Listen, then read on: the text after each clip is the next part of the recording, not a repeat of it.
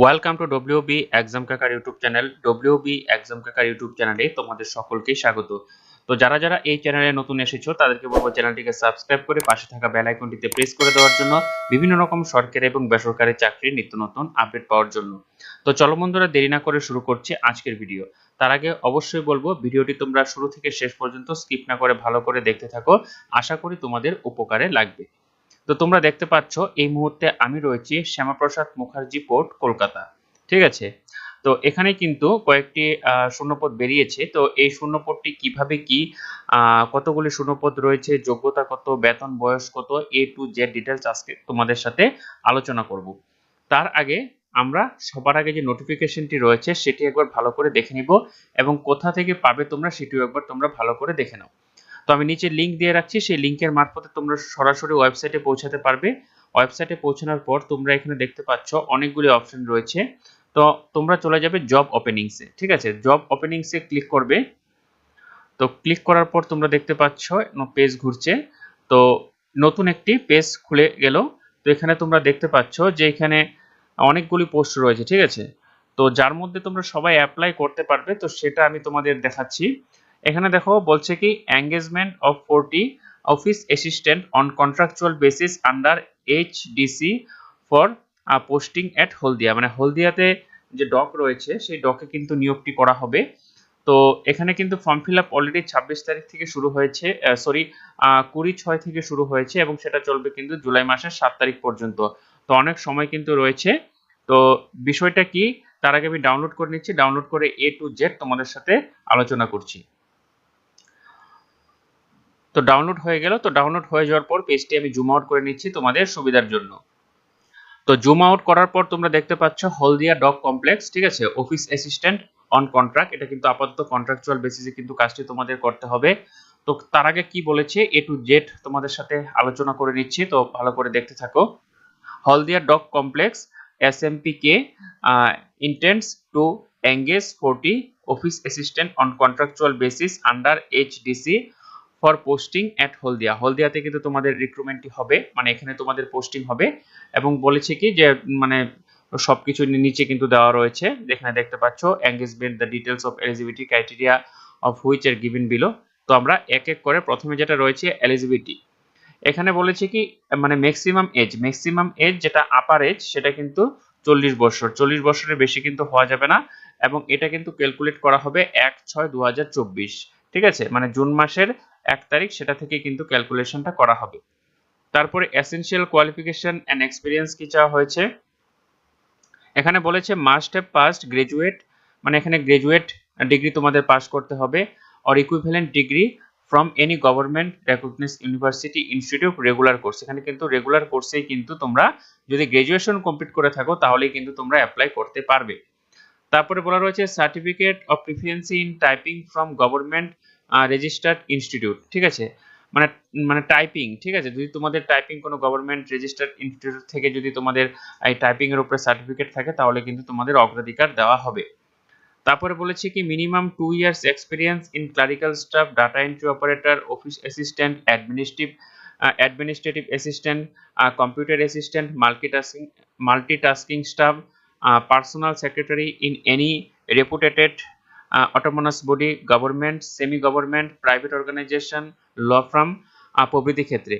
তো এই বিষয়টিতে আমি একটা কথা বলে রাখছি, তো আমার বিভিন্ন ভিডিও রয়েছে, তোমরা ইতিমধ্যে আলিপুরদুয়ার ডিস্ট্রিক্ট, বীরভূম ডিস্ট্রিক্টে কিন্তু মানে কন্ট্রাকচুয়াল বেসিসে কিন্তু মানে রিক্রুটমেন্ট চলছে। ঠিক আছে, তো সেখান থেকে কিন্তু তোমরা যদি ওগুলো অ্যাপ্লাই করতে চাও সেগুলো অ্যাপ্লাই করতে পারো।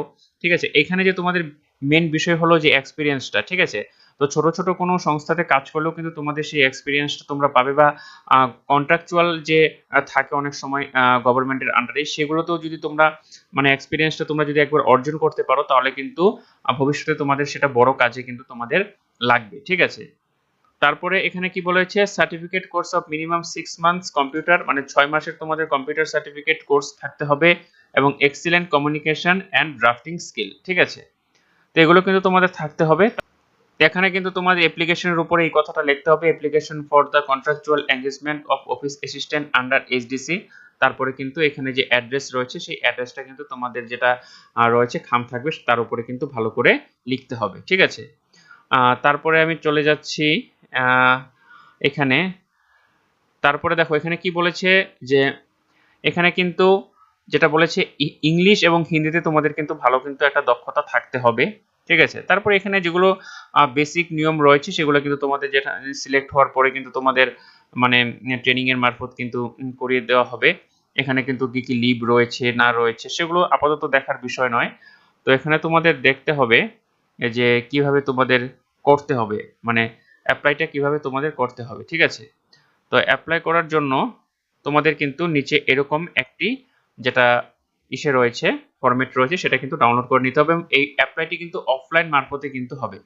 এখানে প্রথমে তোমার নেম লিখতে হবে, তারপর এখানে বাবার নাম, তারপর এখানে ডেট অফ বার্থ লিখতে হবে এবং এগুলো যে লিখবে সেগুলো কিন্তু সবই ব্লক লেটারে লিখবে। যেরকম এখানে যদি রাম হয় RAM রাম এভাবে কিন্তু লিখতে হবে এবং এখানে প্রতিটি কথায় কিন্তু তোমরা কিন্তু ব্লক লেটারে লিখবে, ঠিক আছে।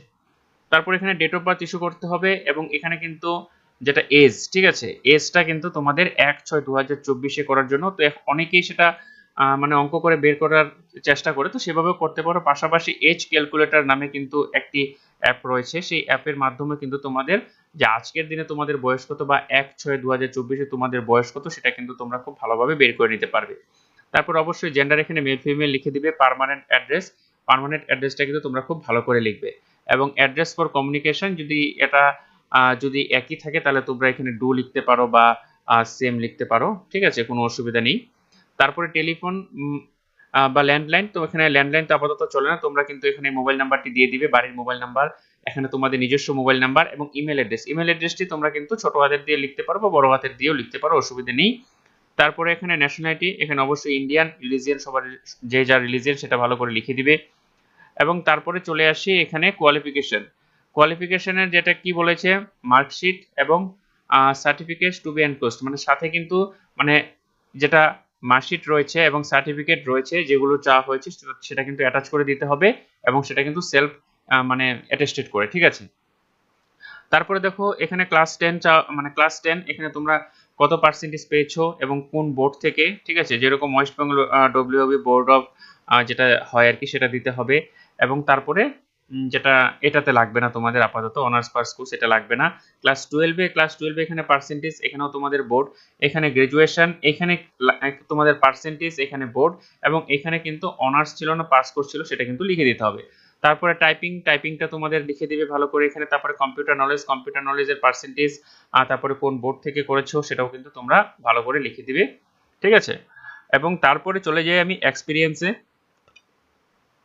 দেখো এখানে মানুষের বিভিন্ন কাজের এক্সপিরিয়েন্স থাকে, এখানে যদি তোমাদের প্রথম ক্ষেত্রেও তোমাদের যদি এক্সপিরিয়েন্স থাকে কোনো এক জায়গা থেকে তাহলে এখানে কিন্তু তোমরা অর্গানাইজেশনের নাম লিখে দিতে পারো প্রথমে 1 নম্বরে যেখানে প্রথমে করেছো, বা দ্বিতীয় কোনো জায়গা থেকে যদি করে থাকো, তৃতীয় কোনো জায়গায় যদি করে থাকো, ঠিক আছে। তারপরে এখানে তুমি কত টাকা বেতনে কাজ করেছিলে সেটা লিখতে হবে, তোমার ডেজিগনেশন কি ছিল, মানে কোন পোস্টে কাজ করতে, এখানে যদি ডাটা এন্ট্রি হয় তাহলে ডাটা এন্ট্রি বা বিভিন্ন যে পোস্ট রয়েছে সেগুলো, তারপরে পিরিয়ড, ঠিক আছে, মানে কোন পিরিয়ডে তুমি মানে কাজটি করতে এবং এখানে কিন্তু ডিউরেশনটা ভালো করে লিখে দিতে হবে, ঠিক আছে। তারপরে এটা রয়েছে কি এখানে মানে তারপরে কিন্তু তোমাদের এখানে কিন্তু ফুল সিগনেচার করতে হবে। ফুল সিগনেচার কিন্তু তোমাদের মানে যেটা রাইট মানে যেটা তোমরা নর্মাল হ্যান্ডে লেখো সেভাবে কিন্তু মানে লিখতে হবে, ঠিক আছে, মানে তোমরা নর্মালি যেভাবে সাইন করো সেটাই কিন্তু তোমাদের এখানে সিগনেচার করতে হবে। এবং তারপরে তোমরা যা যা ডকুমেন্টস দিবে সেই ডকুমেন্টসগুলো কিন্তু তোমাদের আরেকবার আমি বলে দিচ্ছি ডকুমেন্টসগুলি তোমরা কি কি দিবে। ডকুমেন্টসগুলো অবশ্যই তোমাদের যে অল সার্টিফিকেট, ঠিক আছে, সার্টিফিকেট প্লাস মার্কশিট তোমাদের সবকিছু দিয়ে দিবে। তারপরে এখানে তোমরা আধার কার্ড, ঠিক আছে, আধার কার্ড, তারপরে ভোটার কার্ড, তারপরে যার যেটা SC ST যদি থাকে তাহলে সেটা তোমরা এখানে কিন্তু দিতে পারো। এক্সপিরিয়েন্স সার্টিফিকেট কিন্তু তোমাদের দিতে হবে। তারপরে সবগুলোই কিন্তু তোমাদের কি করতে হবে, জেরক্স করতে হবে। জেরক্স করে কিন্তু সেলফ অ্যাটেস্টেড, ঠিক আছে, সেলফ অ্যাটেস্টেড করে কিন্তু তারপরে তোমাদের এই যে ঠিকানা রয়েছে সেই ঠিকানাতে কিন্তু তোমাদের ড্রপ করতে হবে, ঠিক আছে। বা তোমরা যদি স্পিড পোস্ট মার্কপোস্ট করতে চাও তাহলে সেখানেও কিন্তু তোমরা করতে পারবে, ঠিক আছে। তো এটি ছিল আজকের ভিডিওটি যদি তোমাদের ভালো লেগে থাকে তাহলে অবশ্যই চ্যানেলটিকে সাবস্ক্রাইব করে পাশে থাকা বেল আইকনটিতে প্রেস করে দিও এরকম বিভিন্ন নিত্য নতুন সরকারি এবং বেসরকারি চাকরির আপডেট পাওয়ার জন্য। ততক্ষণের জন্য ভালো থাকো, সুস্থ থাকো, নতুন ভিডিওতে আবার দেখা হচ্ছে।